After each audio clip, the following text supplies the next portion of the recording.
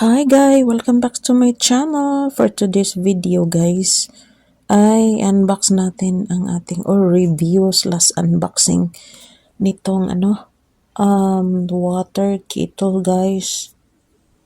Ayan. So ito guys na kettle ay pag mainit na yung tubig, nag-change yung kulay niya into red. Ayan.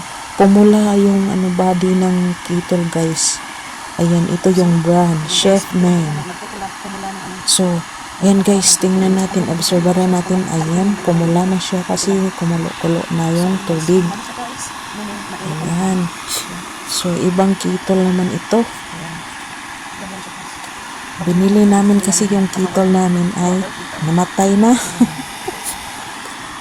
So, ayan ito.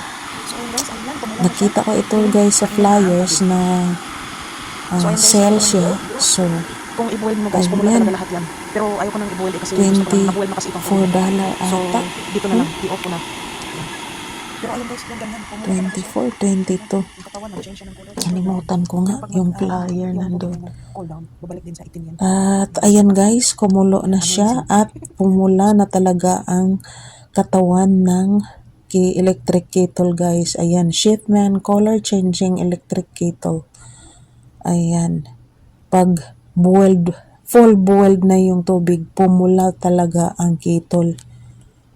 Ayan. So, kakaibang kettle naman ito. First time, ignorante talaga ako. First time kong, nakakita ng ganito, guys. So, ayan, guys. So, that's it for now, guys. Thanks for watching and I hope you enjoy and thank you very much for watching and cheers. Bye-bye. See you soon.